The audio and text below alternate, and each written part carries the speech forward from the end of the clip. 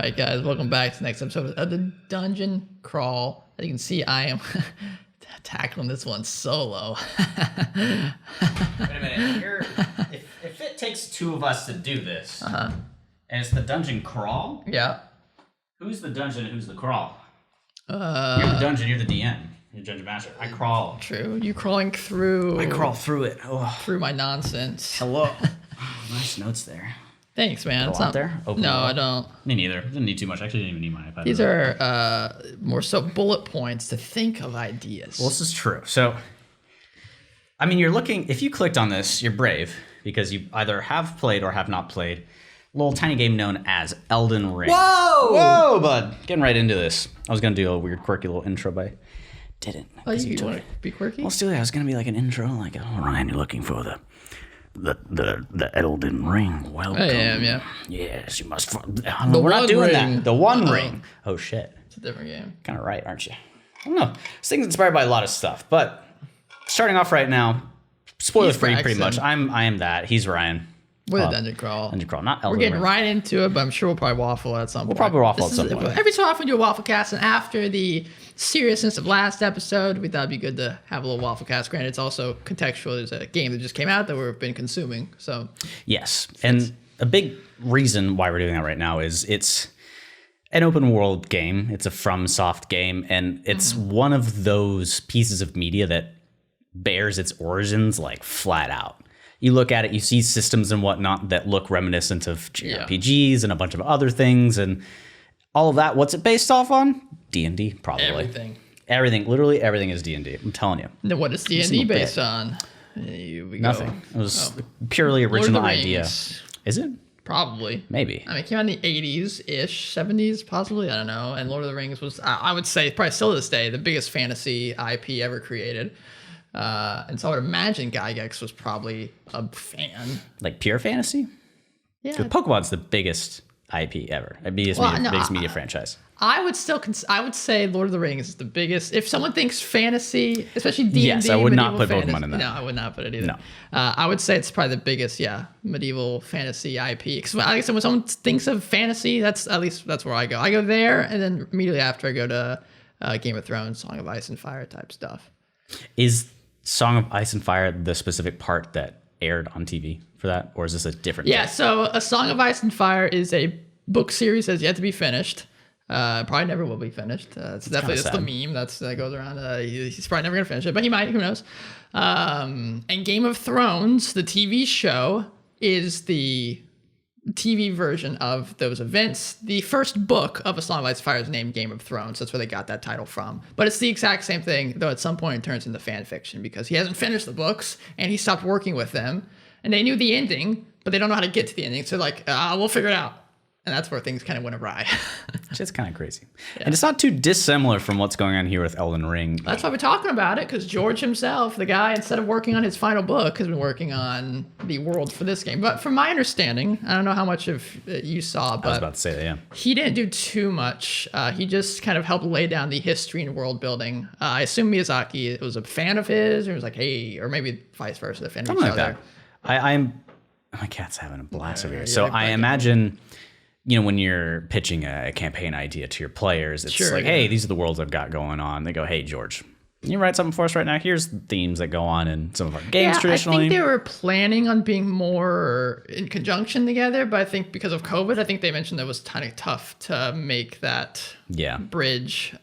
Similar to, it makes me think of, it's the Silent Hills game that was going to come with Guillermo del Toro and Kojima, and then obviously that fell apart, and so then Death Stranding came out, and Del Toro was like, I didn't really do much on that because of X, Y, and Z. Yeah, I imagine he made the basic premise, like the lore video that happens at the beginning of the game. Yes, stuff like that. He laid the groundwork, I think, and Miyazaki came in and did what he does. But, and we'll get to the connection to D&D in a second, but for me right now, like this is... Well, you didn't mention it's going to be probably as best as we can spoiler free, because I guarantee we have almost the same hours, but we've probably done a completely different path. Yeah, so I am not going to mention each other as well. A single name of anything, of what a style of a fight was, where you can find, like, the things that Souls fans find to be spoilery, literally none of that, because I'm one of the most sensitive people to spoilers, so I'll be operating that way. So do not worry. my cat's having a blast fighting, just having a like those blast. fights that we have in games. So it is through and through a Souls plot. Yeah. 100%. Yeah, well, it's just like all of the other Souls games, Bloodborne included. First, I don't know. You are a person thing, special group of people brought Sure, back well, or I'm come just to thinking somewhere. my first playthrough in all those games is I have no idea what's going on, but I'm in it. You know, I don't know what it is. I don't know what these names mean, what these with these different events that have taken place. I have no idea. I've not pieced together the pieces because they don't hold your hand through any of it. They just toss you into the world, which is a way you could even do D&D and not tell your players anything. But how do you do it well? There's a point where you get into something like you this. have to have buy-in. Exactly. And how do you get that when it's a brand new world? You jump in and I don't know. I think it's I think why it works here is because the story, while the story is important, especially for all the FromSoft games, the story is there and it can be in your face, or you can play through it. And I'm sure there's many people out there who are like, oh, there's a Bloodborne story. You have no idea. Some people just play through it and don't know what's happening. So I think there's two camps where people love the lore, get super into it, or A, or B, ignore all of it. Well, D&D, I think it's a little harder to do that because that's kind of the whole point of the game is to fight things and tell a story together. It's strange. My first WoW experience was the music that World of popped Warcraft. up. I played a little bit of the WoW Classic, I think. But for this game, like my start experience of it was that opening music scene. For the The main title menu? screen. Oh, okay. Did you not have the same reaction I did? No, because mine crashed right immediately when I launched. You're so I kidding heard it me. already, and then I was like, "Oh shoot, it crashed." Because I got the flash screen of Did you like alt tab? the thing. No, there's the things you got to click through. You know, like the accept. You know, they can sell your life away, whatever kind of stuff. And it crashed immediately, and then I couldn't load it back up, and then I was able to fix it by disabling Steam Overlay. Yeah. And I disabled Steam Overlay. Boom, back. And into you it. can play it windowed borderless. I did not realize until just I never now. play games. right Well, there. I have two. This one it two, crashes if you click PCs, it, so I never need to. That's true. Oh shit. Yeah. But my first chills moment was not long after that. Was right when the first cutscene started. Oh my god. All I heard was like a single note, and I was like, boom, chills immediately. That's all I need. that whole opening cinematic, man. Like Oh, again, no idea what I just watched, but damn, it looked cool. something about something's broken. I need to put them back together. Someone's eating dung. I don't know. Yeah, there was oh man. And it was just the cool. trend set for here are the things that I want you to be excited to interact and meet with in this world. And It's like with Dark Souls 3, and especially with the Exactly like now that Dark we've Souls played 3. it a lot and played the other games, you kind of see a little bit of a formula going on. The Dark Souls 3, the intro, you see all these different characters, and then you eventually meet them and fight most of them. And it's similar, I assume, what's going to happen with a lot of these characters. So it's a cool framing technique, I think. it's really, really cool. So in D&D, like, is there a way that we can accomplish that without just doing massive, boring exposition to players? I think you could do a big lore dump at the beginning, and I'm going to try to not do that with our Chronicles game. But you know how impressionable I am. I see that. I'm like, I kind of want like a lore dump from Ryan. Yeah, but if you think about it, I think I? the reason why that works because there's really cool music and cool visuals. And then imagine you're all just sitting in a row, and then I'm reading something out to you. I think it's harder, I guess, for some people, myself included, is if someone's reading something out loud to me, it's hard for me to picture it. If I read it myself, I can usually make that picture. But when someone's reading something out to me, so I think having a little bit of a lore exposition is important to at least set the scene, right? Especially if it's going to be a live play. Like I'm going to try to do a little bit so people can understand some things. But I think to a point, you don't want to go farther because then people start checking out. It's just like sometimes, I think we talked about this in our dungeon episodes where if you're describing a room, I think there's a cutoff limit where someone just cannot pay attention to it anymore. So you gotta find the cutoff limit, at least I guess for your players. But I do think that's a way you could frame a campaign is by explaining all these different people and these parts. So I think at least for most campaigns, there's usually, and it is important to have a cool story set up that you want the players to interact with, right? But the way that FromSoft does it, your character is there right after terrible things have happened, and you're kind of exploring the ruins of everything. It's very strange. It's cool. Which is weird though, because this world of all of the Sekiro, I Souls guess. games, and which is strange because Bloodborne theoretically is in a normal living city, and this is just some Things it's already happened. strange The shit's bad going stuff. on. But in this feels like the most lived-in world where things are going on. Yeah, it does. It does definitely feel like that the quote unquote people that you meet, the general fodder, I guess, that you meet, enemies.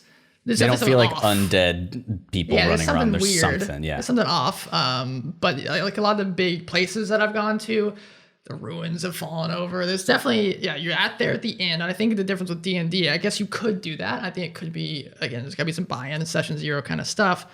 But I think the majority of D&D likes to have a lived-in world that's currently going through stuff. And I think, I think the way writers and creative writers always say is start as close to the inciting incident as possible, because you don't want to just sit there for 300 pages before anything happens. I think D&D should be the same way. So start as close to the fun stuff. Don't start right after the fun stuff, though. That could also be a campaign. It's cleaning up but there's still, a story, I guess. But yeah.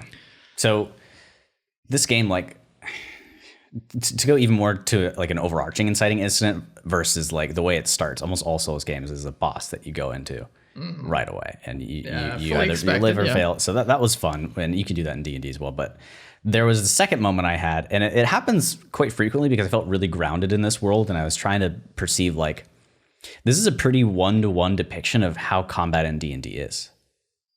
6 seconds. How many times can you swing your weapon in this game? Oh, yeah. Probably like 3. Which is like most fighters when they're at their peak until like level 20. But big 3 swings, and if you dodge, you can't swing.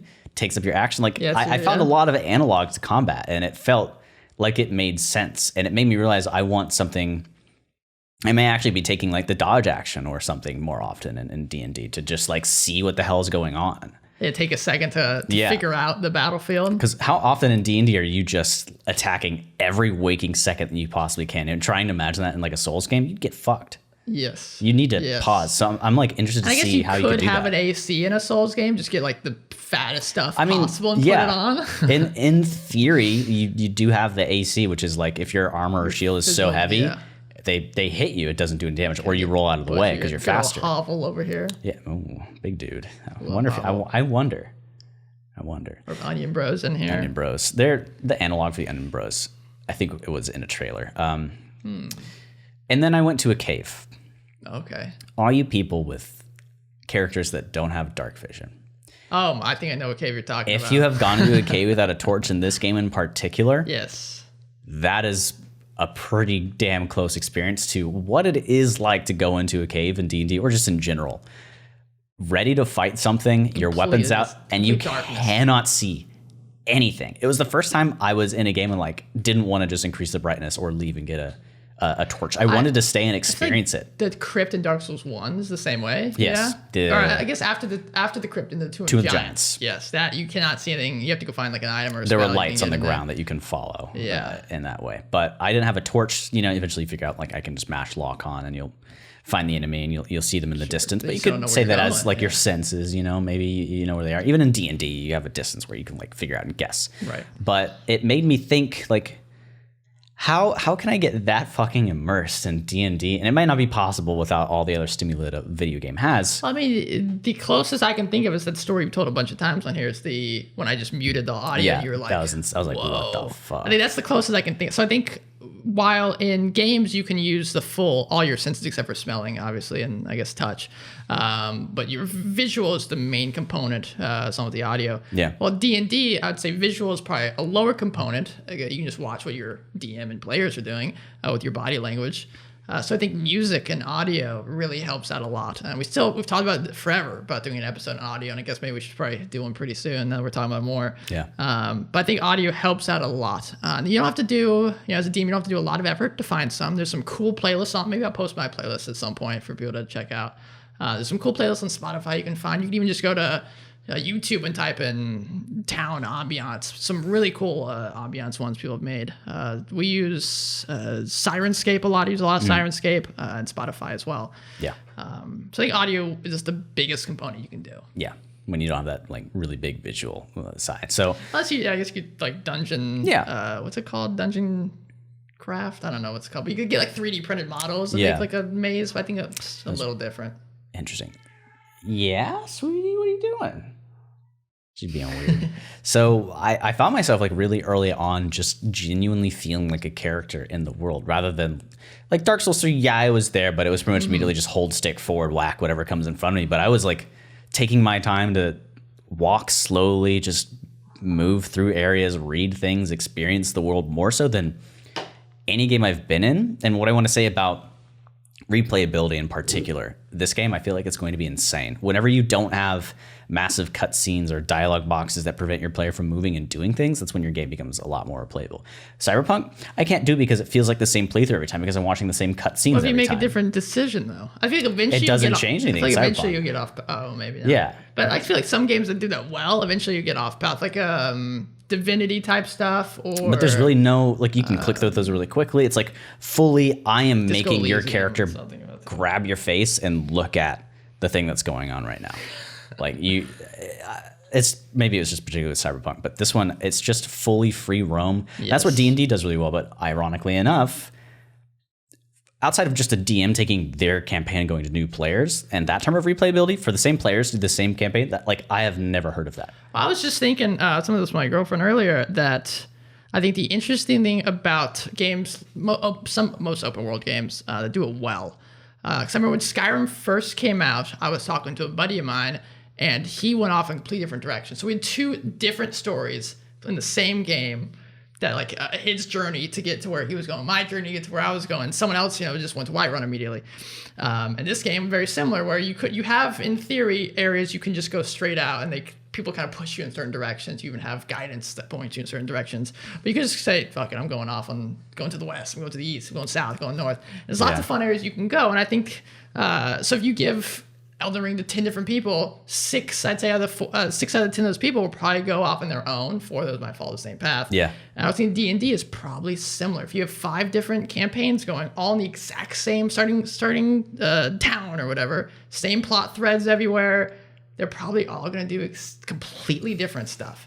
I think that's the beauty of this open world formula of D&D and games, that it's stories you kind of make your own, even though there's an overarching story, but you can do your own stuff. It's been a long time since I've experienced that. And with this game, recency bias, so I'll hold off until I think about like other experiences I've had, but I didn't have like a bunch of people who played video games had 360 when Skyrim came out, so I didn't get to do that.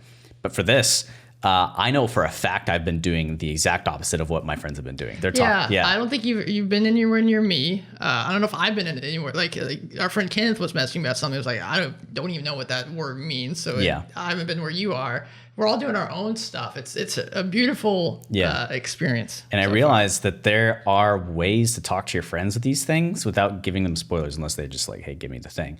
One of my streaming friends said, hey, I want to do some more sorcery. Do you know, like, have you found a staff yet?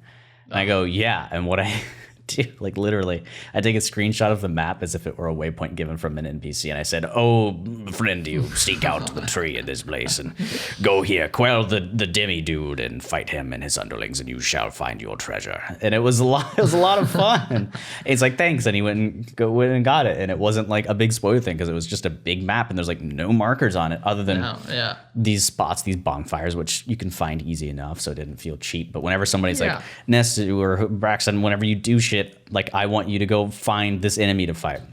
Like, don't tell me where it is. Give me the map. Tell me your direction. I'll just go waddle my ass over there.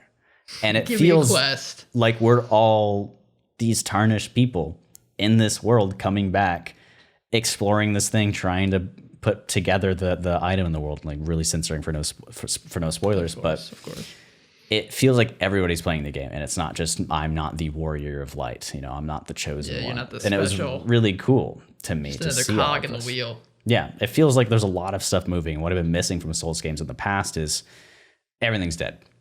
Yeah. All these cities, I can't tell. It's so dilapidated and destroyed how people were living here, how the world was going on.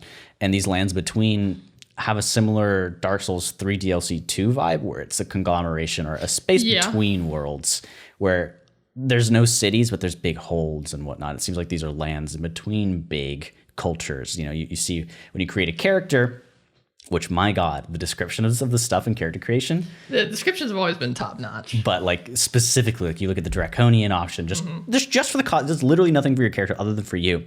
But it's like people of a race of whatever is closely related to dragons. They come off from this land or the again, no spoilers. This is coming literally off of the character creation.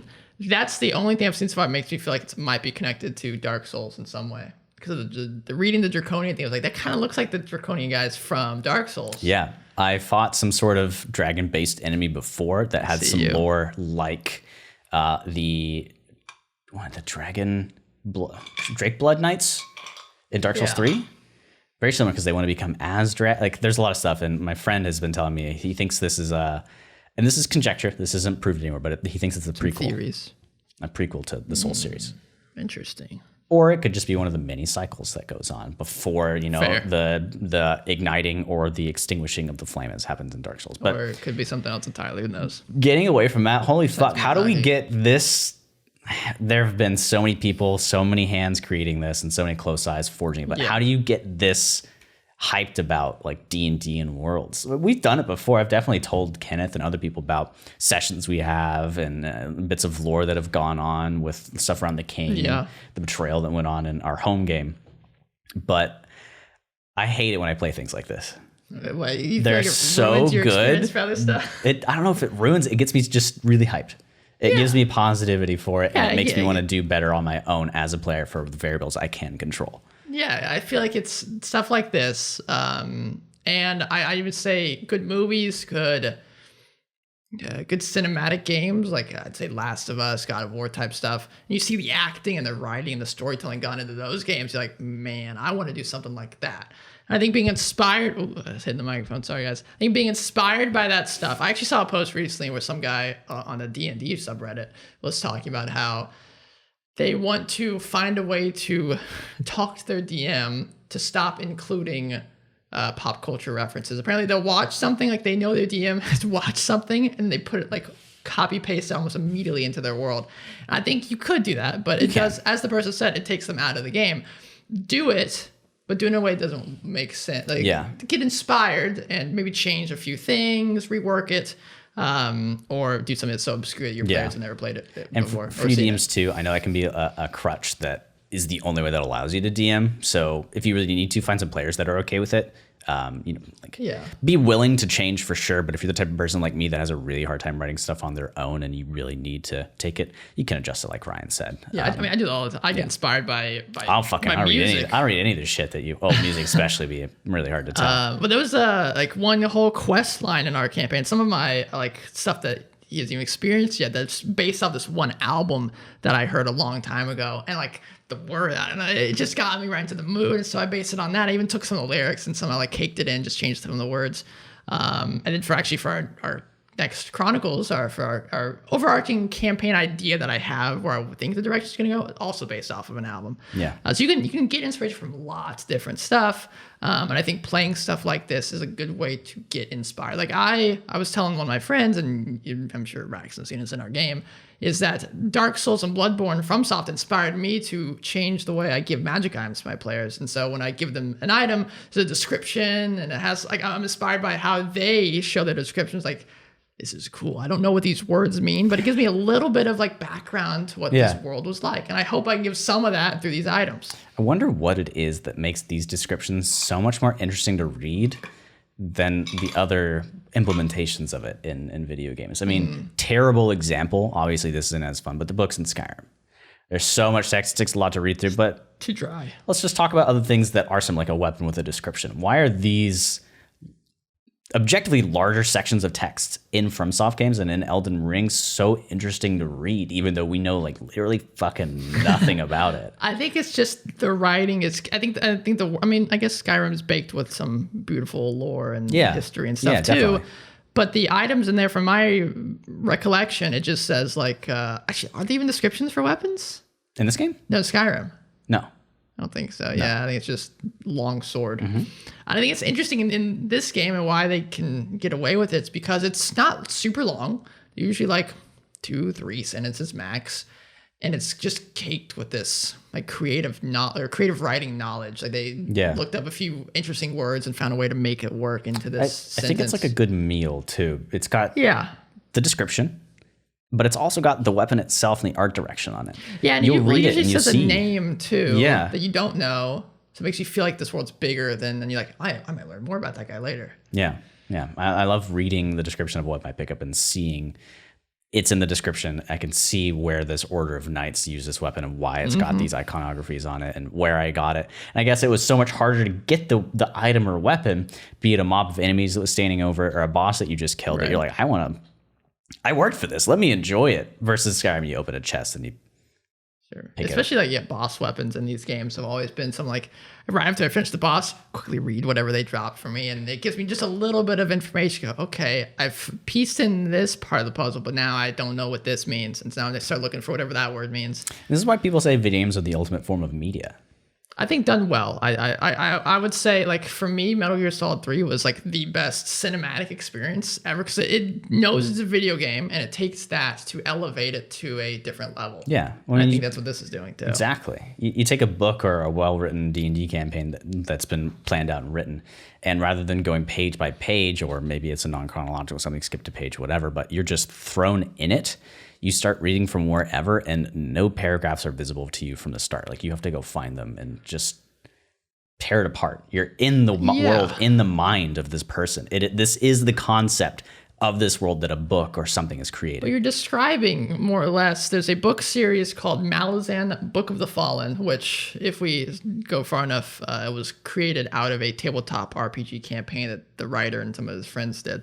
But anyways, it's a great piece of media, but it does just that. It tosses you immediately. A lot of people don't like it because it tosses you directly into a world. You know nothing that's happening. You don't know what these battles mean, what these words mean, what these spells are, all this crazy stuff.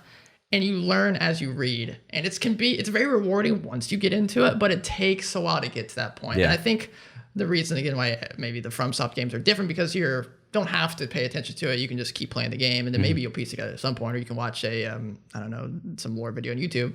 While a book, it's a 500, 600 page tome, and you're at page 200, and you're like, I don't know what's happening. I want to spend another 2 weeks on this? Probably not.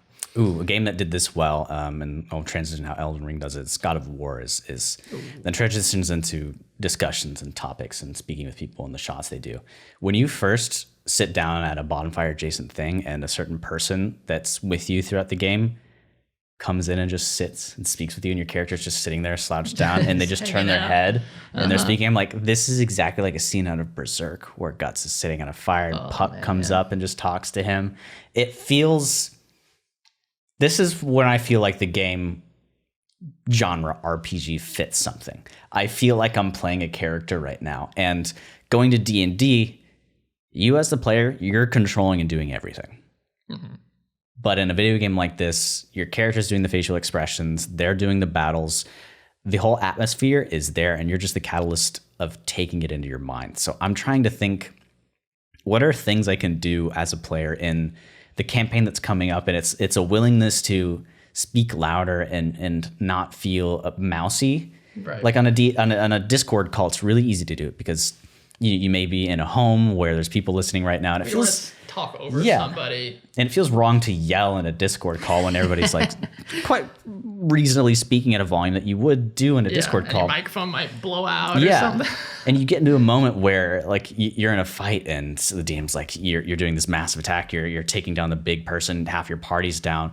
What do you do? And you want to say like this large vindictive or vengeful saying as you slash down the enemy, but you don't fully voice it, and it's just kind of like quieter in a normal tone that you wouldn't speak, that you would speak usually in everyday life, rather than this like blood curdling cry for like, holy fucking shit, I've done this. And I'm trying to understand, when Jamie and Kenneth and I are playing, like, how can I best set up? And I know they've done it before, but how do we get out of that tone of voice that the campaign in our home game is stuck in most of the time? I think it's, I was thinking about this recently for those of you who don't know, I'm in a counseling program to be a therapist at some point in my life. And I'm in a group counseling class, and group counseling, it's, for lack of a better, it's kind of like D&D. And D&D is a lot like counseling, group counseling in a way, because you gotta, a lot of times you don't know everyone around you for a while, and it takes a little bit of buy-in to get into it. And just like group counseling, there's usually the first few sessions can be a little weird, a little uncomfortable. You don't know anybody, you don't know what the person's gonna say whenever I speak up. And at some point, something just clicks. Someone, for example, in group counseling is a little more vulnerable, goes a little deeper about their own life than they did in the previous session. And someone else is like, okay, they went deeper. Maybe now I can go deeper. And so I think for D&D, it's just like, okay, someone's just got to break that mold. And lots of it's the DM, but I think sometimes the DM, I think players can be like, okay, they're on a different level than I am. The other players aren't getting as in depth as they are. Okay, we're all going to kind of stay on this level. Okay. So like, I completely agree with what you're saying. There's been times in our game where I just had to go for it. Like I feel bad for his neighbors sometimes because there was one time a few sessions ago where I like yelled at the top of my lungs. The one that stands out to me is Edmund. The first time that one of our rogue characters was going against him. It's the first time I've seen you like angry, and then the other time in the Dungeon Chronicles when you made some sort of like backhanded response to one of my characters at the bar. I was like, what the fuck? It can feel a little uncomfortable. And it can. I checked in with my player after I yelled at them for the example he's talking about, and I said, hey, just letting you know I wasn't angry at you. That was the NPC, getting in there. I hope, just letting you know if you felt uncomfortable, I wanted to have the dialogue. So I think that's important to do if you are yelling at them as an NPC. But I think it does take someone to just feel, I don't know, get into the moment a little deeper and to just try to something out of their comfort zone. Because I think it can be very uncomfortable. And I still get uncomfortable when we do it. This is exactly the thing that I learned in theater. There were a few times where I was the person on stage that gave energy to other people because I was getting so involved into the characters. Yes. Something I was always good at. Kind of feed off each other. And it's exactly that. And I just forgot that was a big arc in my life, man. That was a fun time.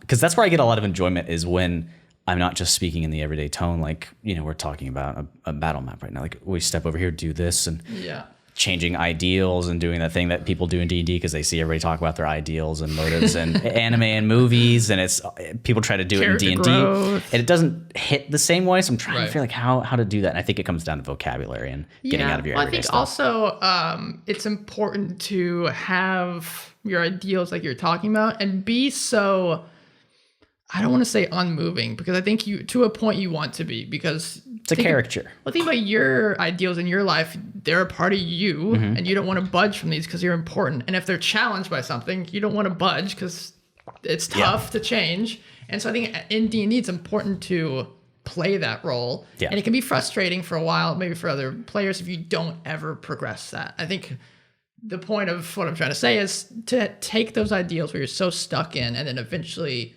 start peeling those away or start trying out the other things. Because if you're challenging your ideals, you're not going to be speaking that tone. You're like, no, I'm not gonna touch this. I don't want to talk to you. I don't want to talk about this.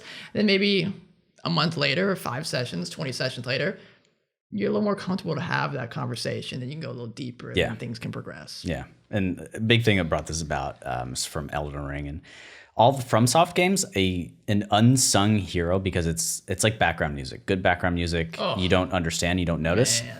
The voice acting in these games and just the characters. You don't realize how well they just slide in the way they speak. I've heard several accents reference real world places. I've heard a Scottish and Irish accent. Yeah.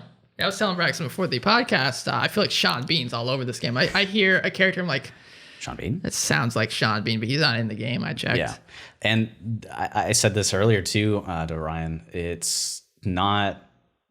English is the only language that this is voice acted in. Mm-hmm. There's to my knowledge, I don't believe that there's a Japanese dub of it. It's they from the get-go, it's all in English. There might be. I know there's Japanese text for the subtitles, and people get lore dubs from that as well.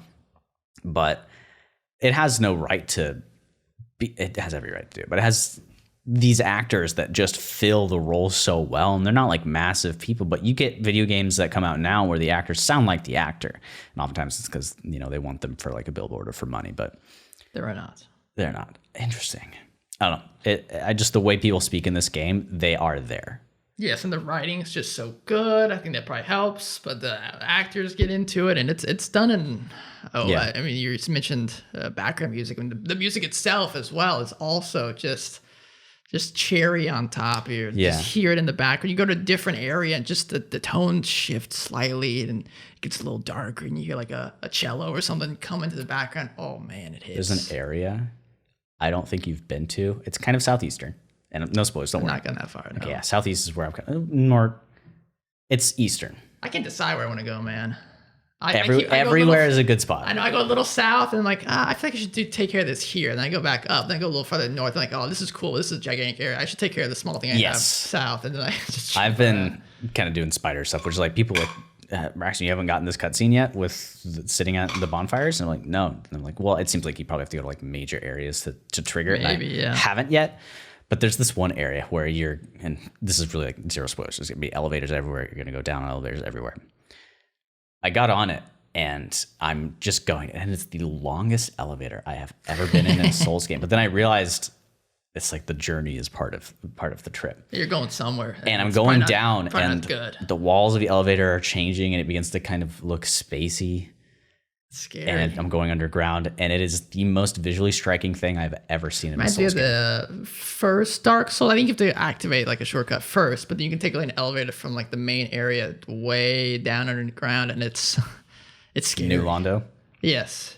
Fuck that place. It's exactly like that. It's really close. But I had the same, I guess actually opposite reaction. I was traveling, literally the opposite direction. I was heading northward, and I was stopped for a little bit, and I heard some little bit of information. Like, wait, maybe there's a little way. And I saw like a small path, and I eventually made my way farther upwards. And there's fog everywhere, and you get on top of this cliff, and then it all clears out. You can see like, feels like for miles around. And there's mountains, there's beautiful structures, and there's this place I've been hearing about. I'm like, that's gotta be it. If like there's no other beautiful place around here, there's a lot of beautiful places, but that's this gigantic place I've been hearing about. That's it. I think you can do that in D&D. Absolutely. You can give bits of information. Like, for example, I think, at least in our home game, the best example is this place called the Miasma, where the players had heard, I mean, first of all, the name like the Miasma, like, I gotta go there. But I had this like swirly hurricane place on the map that I showed the players when we first started playing it. Everyone was like, what's this? I want to go see what this is. Yeah, I remember that. And I told them about it, what they would know, and then they asked people in game about it, and they're like, this sounds really scary. Let's go check it out at some point. Yeah. And eventually they got down there. They had kind of a quest to go in, but they were so super curious to go in there for a long time. And they've been hearing about different people, different perspectives of what it is. Some people call it the breach, like where the planes are connected. And just people were like, this is crazy. And then they got there, and like you could finally see it and you could experience it. And I think that's closest to what you could accomplish in like a D&D medium. Yeah. God, this game, it's kind of the thesis to why I think Breath of the Wild's open world is boring. Sorry. I think within a Nintendo game, I think Breath of the Wild does what it's supposed to. Right. If it was not a Nintendo game, I think it would be terrible. Well, not terrible. I just think the open world is really samey, and they're pretty landmarks, but ultimately it's the same thing no matter where you go. Gather some stuff, do a thing. Yeah, I understand the argument of, let's say you find some cool landmark, you go to it, open a chest, it's a weapon, you'll break it in 5 fights. Yeah. I understand that. So that's why it doesn't like scratch my. The puzzle's wonderful. Yeah, puzzles are great in that game. My favorite things, which a lot of people don't enjoy, are the beasts, like getting onto them. Beasts are fun. I wish there were more. And you know, I'll acknowledge the counter argument for this is, well, Braxton, you run, you whack a dude, you press A on a thing, you pick up an item. It's the same overall experience, but maybe you can help me identify. It's just it is the most densely packed visually. Yeah. Open world I've seen, and yet it's not just we cluttered it with shit for the sake of doing stuff all over your mini map and everything. I think I didn't have that reaction until probably near the 8 or 9 hour mark, because I was around the main starting area for a while, just kind of exploring, because I was hoping I was going to get the same experience I had in Breath of the Wild, where I see something cool, I go to it, I'm going to find something cool there. I didn't really get that for the first little bit because there's not much around. I think they do that on purpose too. There's a dungeon or two that I experienced. The dungeons are pretty short. There's a boss, whatever. You move on. The items I got from those guys, nothing interesting. I was telling Braxton earlier, I picked the Wretch, which is the guy that starts with nothing, but a big club. I was naked for a long time. I was hoping I was going to kill this boss. I get something cool. I got something that was not cool that I could not really utilize, or I put it on and it didn't help with it. It was like fire resistance. I'm like, okay, cool. It's not going to help me. There's no fire around. And so I didn't get clothes for a long time in the game. And so I kept searching and hoping I'm going to find clothes. And I started finding clothes and it gets exciting. But like I said, around hour 8 or 9, like really, especially last one of that example of finding like the big, beautiful, like miles around. And that was just like, if I hadn't gone past this smaller area, past this tree or something, I would never even found this place. Silence. It's just, I think now that I got out of the main area, the starting area, I should say, and starting to spread out, I'm getting more of that experience of exploring, finding an area that doesn't look like there's anything there, and then for some reason it should not keep going, but it keeps going. The path keeps walking, and you're able to find something really cool. The area that I took that elevator down to, this is the first traditional like Dark Souls, this is a new level size thing that I've done. It took as long to get through this as a full level in like a Dark Souls or Bloodborne game. And thinking that this wasn't even a main one, like this wasn't a main boss, this wasn't a story boss. It wasn't. How many of these are like?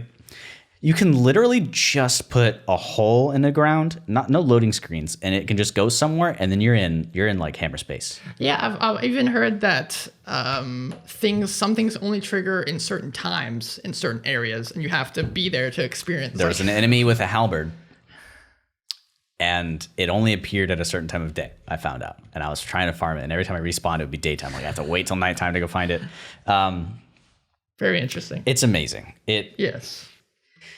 It's a lot of intricate details, that's for sure. Which you could do in D&D, but it's definitely a lot of management.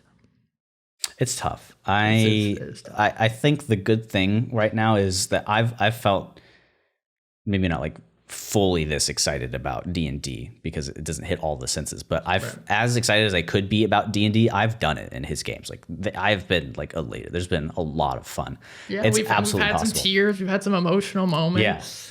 So ultimately, what I take from this game is what can I do as somebody who is at this table to try and give everybody that experience, but with what I can provide, because I'm an NPC to them. I am another person in this world that can make them feel more involved into it and pull them into it more. So while I battle with like issues on focus and whatnot, when I am not, I'm just trying to put my best foot forward. I think it is, we've mentioned this a lot, is the tenets of acting and improv. Really, at the end of the day, I think that's what, if you want a really it's why I think Critical Role and stuff like that works so well, is because they're engulfed into the acting world. And they know that if I give something, then they're going to give something back to me, and we're going to bounce off each other instead of, maybe people aren't aware of that, and someone is going off on something, the other person's just either awkward about it or unsure how to respond. And so like the whole yes and they're not doing this. Maybe they're not even saying yes. They're just like, okay, like they're here, like listening to you. Yeah.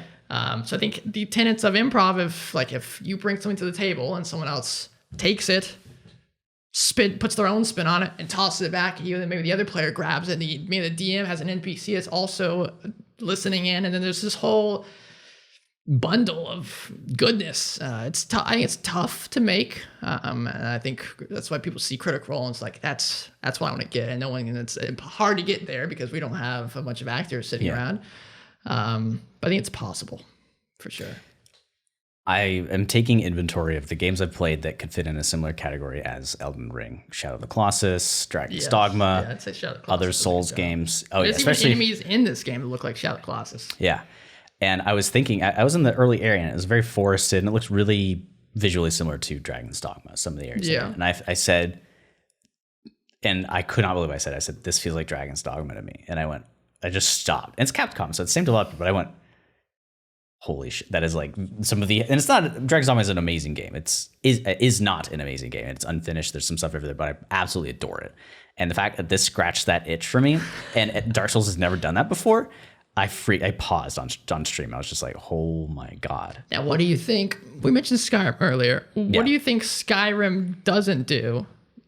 Because I don't get this feeling from Skyrim. Maybe I did when I first played it. It's been a long time. I don't really recall how I felt, but I've also changed a lot since I've first played Skyrim. But you're doing some VR Skyrim, but I think it's impossible to fully recapture our first time we ever play a game. VR is a new experience, so I do get it with that a little bit, but it's how the whole game is just a slight reorganization of really basic core mechanics.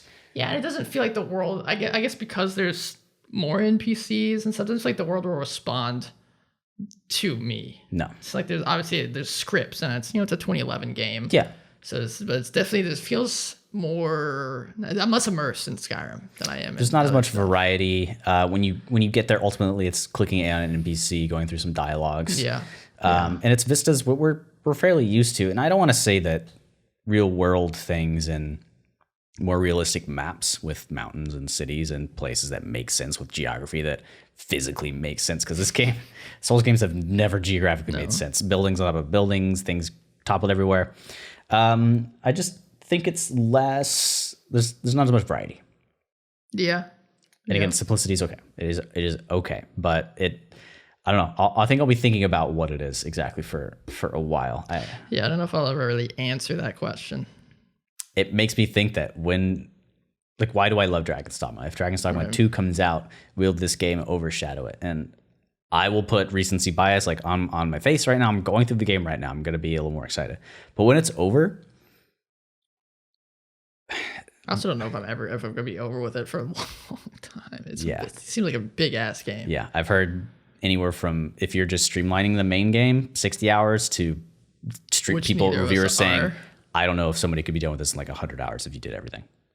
Oh man. Thinking about the speed runs, what's the category? All named boss enemies, all boss runs, all item runs. Just to the credits? Just to the credits. Which fucking path is the most optimal to do it? Which bosses are the quick? What order? Because you can go anywhere. Funny now. I mean, I'm only 13 hours in, something like that. I couldn't even tell you how the credits would roll. I don't know how to access the area to even remotely get to the final. I could say Dark Souls 1, I have a quest. I know I got to ring some bells, okay? I'm starting somewhere, and then maybe from there I'll get a quest to get to the end game. I have a basic thing. The goal on this collect. is to kill the first dude that has the item to put the thing back together. And they have the same NPC that does that. The cocky dude at the very beginning. All Souls games have one person, whether he's in chainmail or really to tell you what to do. Sketchy shit, and his voice is sketchy as fuck, and he sounds like an asshole, but he's like, here's your goal. Okay, I'll do it. But you don't know, because you can kind of see something that looks like a big castle in the distance. And then what's after that? Is there another one? Other castles, other manors, another quest, and is there a whole other map? I mean, is this the same area? I'm interested to see where it's gonna go from here. That's how D&D is as well. I mean, really, the reason D&D can be exactly like this is because you don't have to put as many man hours to physically create the polygons of this fucking world. Yes, you can put the time spent on that into something else. Yeah, you really can. That's why these games work, because the guy that made those polygons, not the same guy as writing everything. So they're able to separate that out. And for those of you that feel like you have to have a fully populated world of NPCs that can dump a bunch of dialogue on people all the time, there's not that many NPCs in Souls games. And when you run across one that wants to talk to you, it's like, oh, juice. Okay, please, what's your quest line? I will take care. You are my child. I will take care of you. There was a quest. Is like my final statement. Up on your quest log. Yeah, not really. There was an NPC line. This lady said, "Bring this thing to this person who's important to me." And I go to the manor and I defeat something in a different order and got an entirely different outcome. And it was only a 3-step quest. Yeah. I just flopped the last 2 portions. Also, there's some stuff in Fallout that's similar, where if you do it out of order or you've already done it, I get so upset whenever I've done something in a game and someone is like, hey, make sure you guys go do this for me, please. Like, dude, I've already done it. And then I finish talking to them and then I can turn in the quest.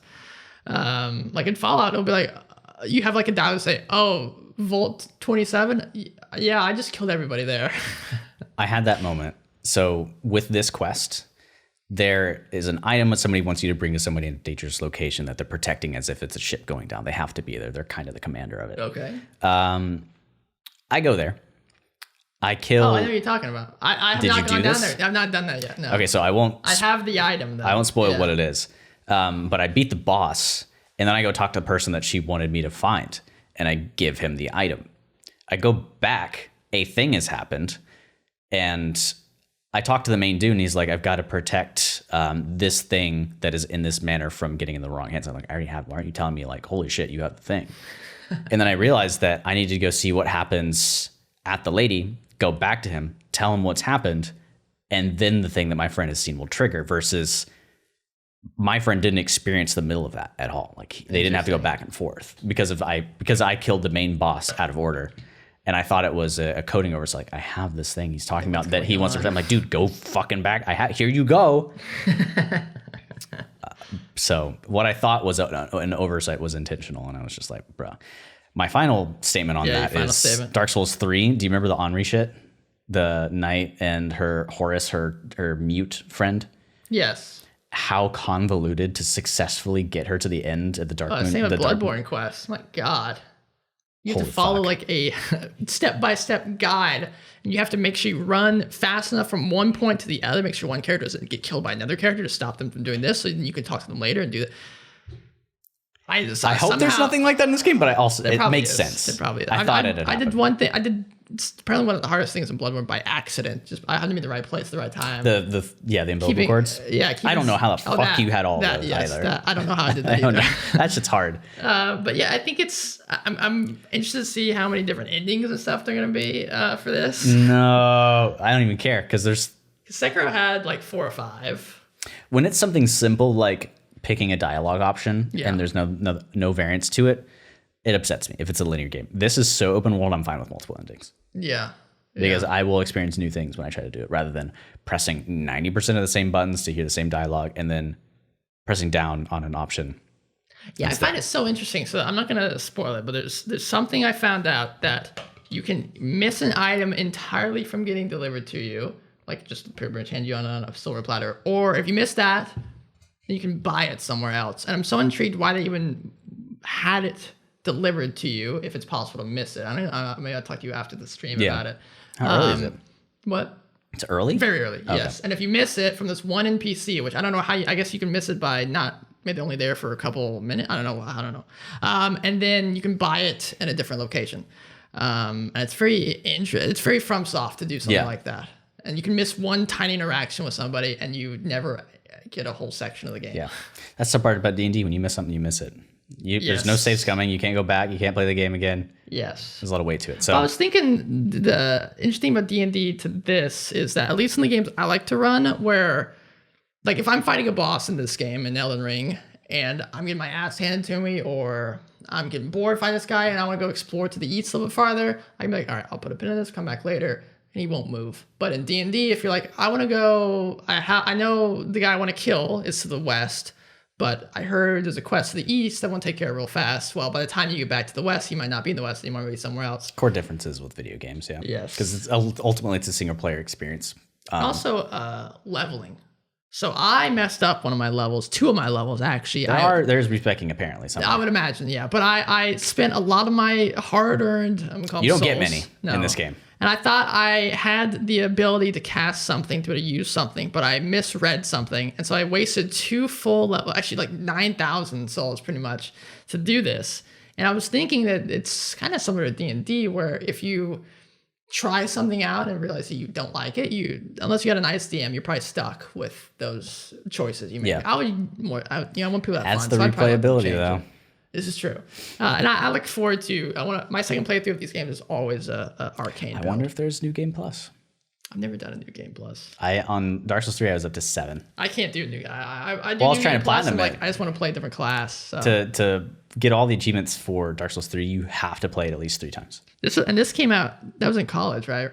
Yeah, I remember that. Remember the Tower of Monsters that I took a picture of? I was just drinking shitloads of that. Yeah. I had a whole thing that was over my bed that just sat. It was not seen for months.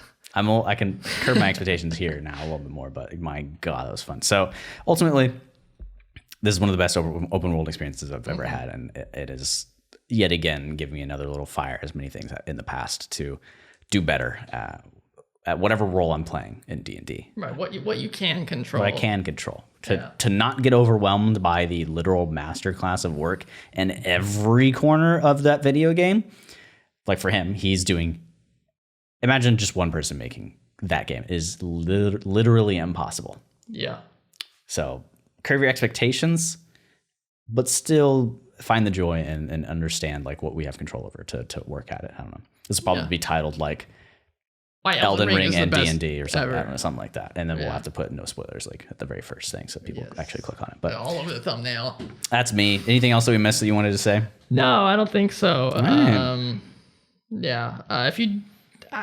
it's the last thing I want to say about Elden Ring before we wrap up here is a lot of people are picking it up just because they're seeing the 10 out of 10s and not understanding that it's still a Souls game through and through. So if you don't like the Souls games, I would recommend probably not to pick it up.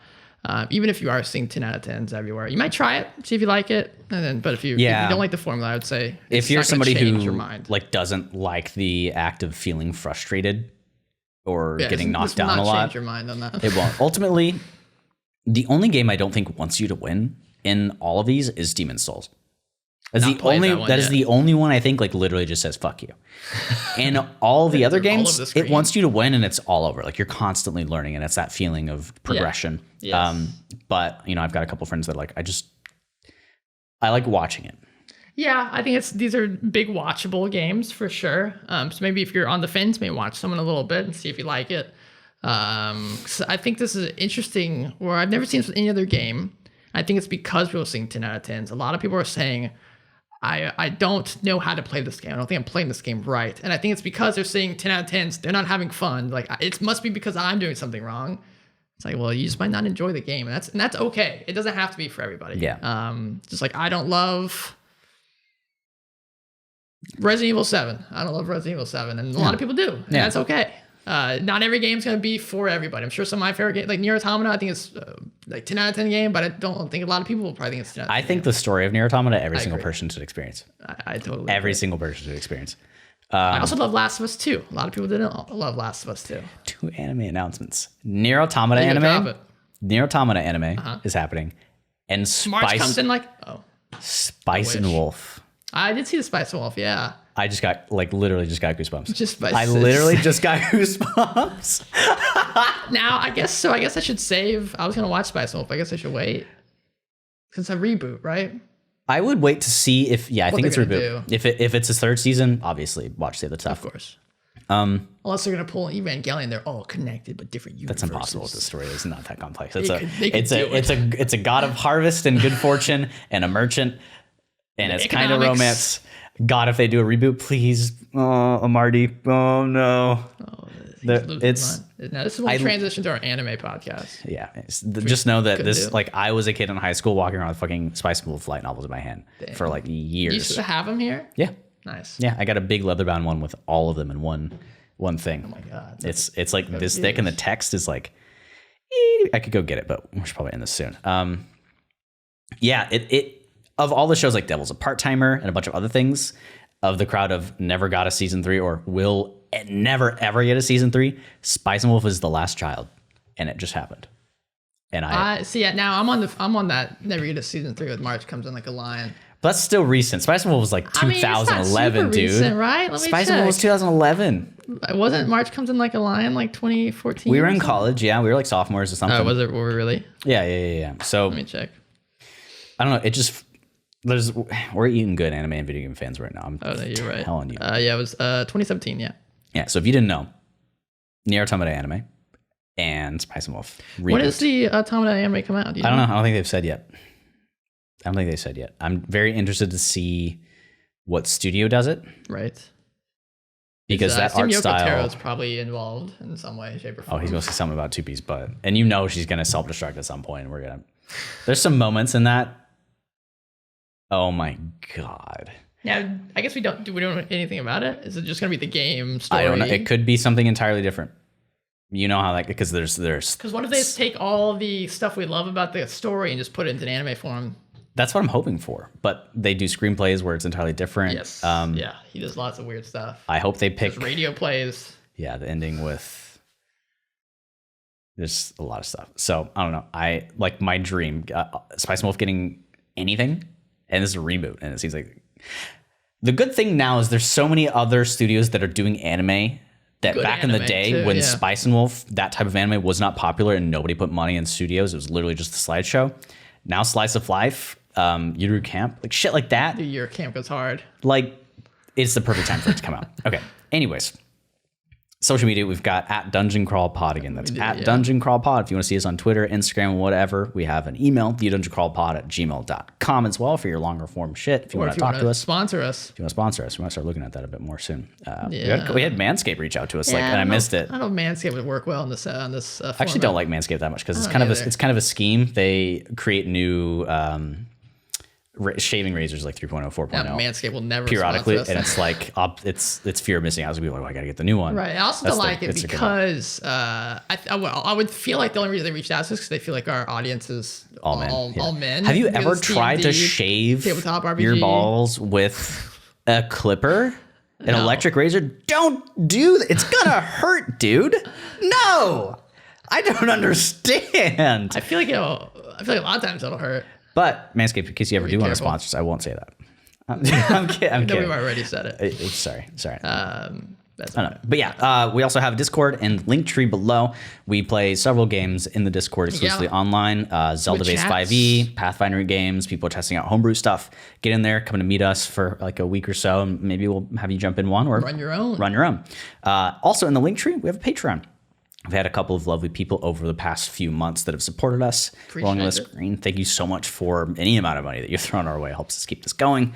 That's all I've got. We're doing Dungeon Chronicles soon. Dungeon Chronicles. We've decided, or at least I've decided, that the month of March will be when we do our first session. That's the plan. Unless things go awry, which could happen. This is very true. February is already almost over in like 2 days. But I would like to do it either mid-March or late March at the latest. Because spring break for me is this week or this month, March. So if I'm not done by then spring break will be my time to get it done. Yeah. So last thing I want to say, in lieu of what I normally say, I want to say all of our hearts go out to Ukraine and the Russia stuff. My God, the stuff that's going on there is... there was a post where we said, I really wish I wasn't going through a major world event right now. And somebody goes, because COVID just happened. Through a lot. Yeah, it's... Holy fuck. It's scary, man. This is the first year, or like the last couple of years, that I've been actually paying attention to the news. And so I'm like consuming all this stuff. And it's sad to see. I have a lot of streamer friends. I have a couple of streamer friends that live in Ukraine and have to like go to Poland. And it's I can't imagine what it's like. So I'm going to post a couple places down below that you can maybe check out, donate if you got the money. Hopefully by the time this goes up, hopefully everything will be done, but I don't think it will be. No. This is like the most, I don't know. I don't know enough about stuff. This is one of the most major things that will be put in like 100%. It's changing the face of what European and world politics will look like for a while. Either in a good way, and maybe Russia and Putin will look like idiots and he'll be pushed out, because there's a lot of protests going on in Russia right now with the Russian people, and they're very brave. Sadly, we have to say it's brave to protest, but in Russia it definitely is. Yeah. Or the opposite way, and Putin will keep going, and it'll just get worse and worse. So we'll know, and hopefully at some point. So there was something about the U.S. helping Ukraine, like giving donations or money or something. And he was like, I don't need money. I need like anti-tank rounds. Yeah. Oh, the president, I don't know if that's the right term for him, but the president of Ukraine is a badass. Well, he was a celebrity, and people were like, oh, he's going to, if anything ever happens, he's going to be a loser. And he's well, the thing is his whole family, like immediate family was involved in World War II and a bunch of other things. So it's fresh for him. Yeah. He's sticking to his guns. He's staying in Kiev, the capital. He's not leaving. And he's like, yeah, I need some, I don't want to get extradited. I don't want to leave. I need some more ammunition type stuff. Like, what a guy. And there was another guy, last thing, and then we'll hop off. It's not a geopolitics podcast, but there's another badass moment. The guy, I don't know the exact context, but one of the politicians for Ukraine, and I think it was in the UN, and for Russia, were in some meeting or something, and the guy from Ukraine basically called out the Russian guy and like said something. Told him to step down from the chair seat, something like that? Well, he said like, God, I wish I could pull it up, but he said something like, there's no purgatory for war criminals or something. He was yelling at the guy. No, and then this is like a movie or like a Call of Duty scene. Yeah, and there was silence in the chamber for like another couple minutes, and the Russian guy was like, "No purgatory for war criminals." Is the line that. And he responded, and then like, "All right, we can join." Like, whoo, man. Yeah, people were like, "I'm surprised there's no Call of Duty made out of this already." Yeah, but my heart's got to the Ukrainians. Very brave and very tough people. So I hope they can get through this thing with relative ease, but I don't think it will be with relative ease. It already isn't with relative ease. Yeah. So anybody out there that's paying attention to it, involved in it or whatever, do what you can to help support it. Thanks for listening to us as well.